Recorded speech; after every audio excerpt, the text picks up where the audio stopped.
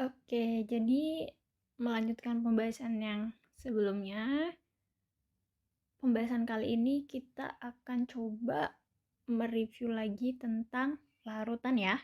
Nah, teman-teman masih ingat kan bahwasannya larutan adalah perbandingan jumlah zat terlarut dengan pelarut gitu. Nah, kemudian kakak punya satu gelas teh yang kemudian kakak tambahkan gula ke dalamnya. Tentu saja ada perubahan yang terjadi ya, yaitu berubah menjadi manis. Nah, seberapa manis gitu.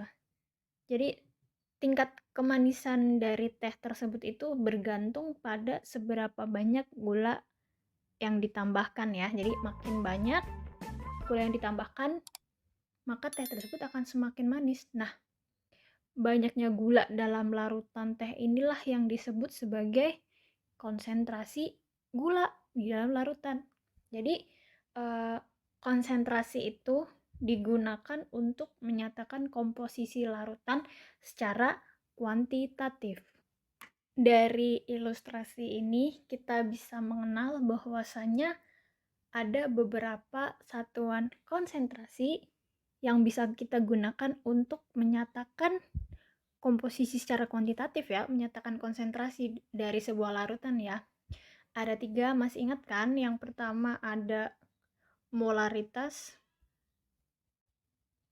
atau M besar yang dirumuskan sebagai M sama dengan mol per volume, atau M sama dengan gram per mr kali 1000 per P.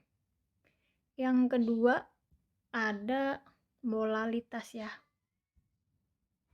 atau M kecil, di mana molalitas sama dengan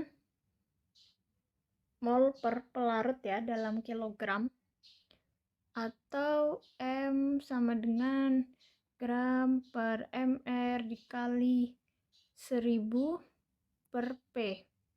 Kalau ini dalam gram, oke. Kalau ini dalam mili, ini dalam liter, ini dalam kilogram. Nah, jadi masih ingat ya.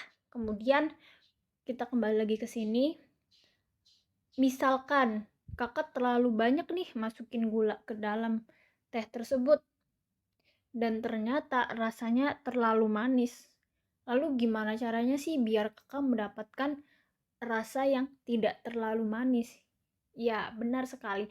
Salah satu cara yang digunakan ketika kita terlalu banyak memasukkan suatu zat terlarut ke dalam sebuah larutan adalah dengan pengenceran. Larutannya diencerin ya. Jadi dilakukan pengenceran. Atau ditambahkan, jadi kalau dalam kasus ini karena pelarutnya adalah air, maka kakak tambahkan lagi air ke dalam teh tersebut gitu. Jadi misal nih pengenceran ya, misalkan katakanlah ada larutan saat pertama, kemudian kakak tambahkan lagi pelarut, maka akan jadi sebuah larutan baru ya, sebut saja larutan 2 gitu. Tentu saja untuk larutan pertama dan larutan kedua dia mempunyai mol, ya kan? Mempunyai nilai mol ya, konsentrasinya berapa ya. Tapi kalau dalam kasus pengenceran, karena di sini itu tidak ada penambahan zat terlarut alias zat terlarutnya itu jumlahnya sama, hanya ada penambahan pelarut, maka untuk mol dari larutan pertama dan larutan kedua itu sama. Jadi N1 sama dengan N2. Dari rumus ini kita akan bisa mendapatkan rumus pengenceran ya.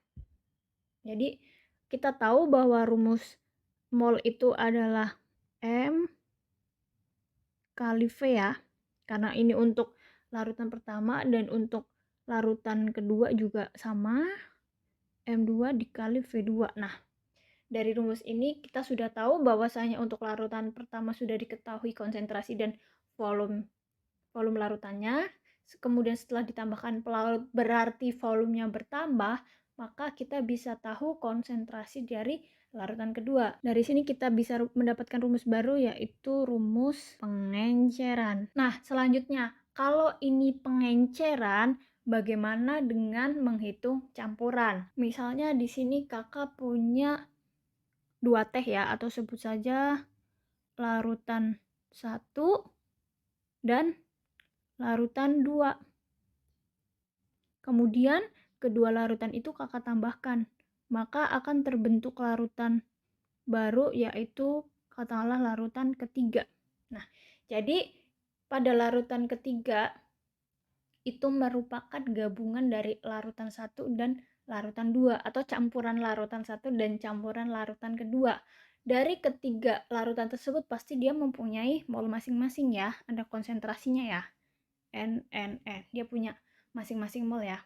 Tapi untuk campuran, karena ini terdapat penambahan zat terlarut, maka rumusnya akan menjadi seperti ini.